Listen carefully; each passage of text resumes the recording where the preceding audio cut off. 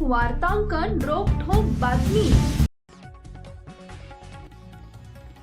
मध्य प्रदेशातील धार येथील वादग्रस्त भोजशाळा मंदिर कमल मौला मशीद संकुल हे एक मंदिरच आहे असा निर्वाळा मध्य प्रदेश उच्च न्यायालयाने दिला आहे। हायकोर्टाने हिंदू याचिकाकर्त्यांच्या बाजूने निर्णय घेतलाय। हिंदू भोजशाळेला वाघदेवीला, देवी सरस्वतीला समर्पित आणि विद्वान राजा भोज यांनी उभारलेलं मंदिर मानतो, तर मुस्लिम पक्ष हे केवळ शतकानुशतके कमल मौला मशीद म्हणून कार्यरत राहिले असल्याचा दावा करत होता। मुस्लिम पक्ष या प्रकरणी सुप्रीम कोर्टात जाणार आहे। या ठिकाणी चालत आलेली हिंदू उपासना पूजेची परंपरा कधीही खंडित झालेली नाही याची आम्ही नोंद घेतली आहे। वादग्रस्त क्षेत्राचं मूळ स्वरूप भोजशाळा असल्याचं ऐतिहासिक पुराव्यांच्या आधारे सिद्ध होते, जे परमार वंशातील राजा भोज यांच्याशी संबंधित असलेले संस्कृत शिक्षणाचे केंद्र होतं। ही बाब आम्ही आमच्या निष्कषांमध्ये नमूद करत आहोत, असं न्यायमूर्ती विजय कुमार शुक्ला आणि न्यायमूर्ती आलोक अवस्थी यांच्या खंडपीठाने निर्णय देताना सांगितले।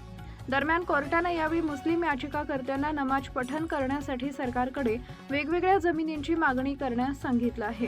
भारतीय पुरातत्व सर्वेक्षण विभागाचे जतन आणि संवर्धनाच्या कामावर पूर्ण लक्ष ठेवलं जाईल आणि नियंत्रण असेल।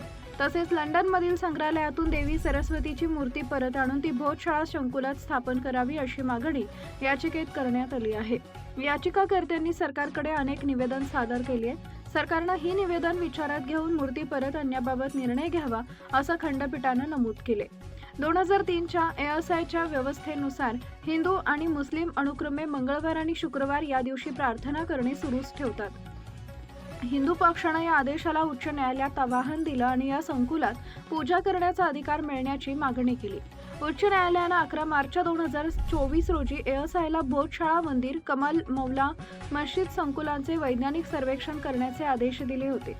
ASIने त्याच वर्षी 22 मार्च रोजी हे सर्वेक्षण सुरू केले आणि 98 दिवसांच्या सविस्तर सर्वेक्षणानंतर आपला अहवाल न्यायालयाला सादर केला।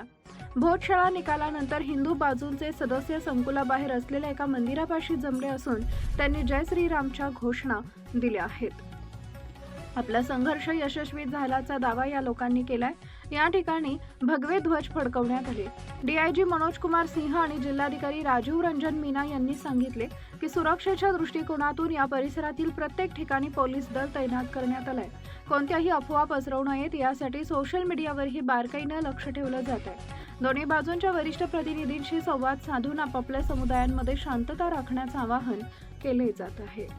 महाराष्ट्रातील महत्त्वाच्या आणि ताज्या बातम्या पाहण्यासाठी आमच्या जय हो न्यूज चॅनलला सबस्क्राइब करा आणि बेल आयकॉन प्रेस करा।